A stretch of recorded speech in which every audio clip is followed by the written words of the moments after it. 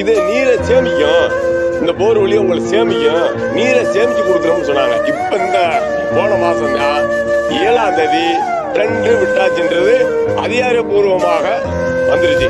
பொருளாதாரம் மண்ணுக்கு கீழே இருக்கிறத மட்டும்தான் பொருளாதாரம் நினைக்கிறீங்க தவிர மண்ணுக்கு மேல இருக்கக்கூடியது ஏன் பொருளாதாரமா நினைக்கிறேன். இந்த இடத்தில் ஒரு தனியார் நிறுவனத்துக்கு கொடுக்க வேண்டிய தேவை ஒன்றிய அரசுக்கு எங்கேருந்து வந்துச்சு? இந்த கேள்விதான் முக்கியமான கேள்வி.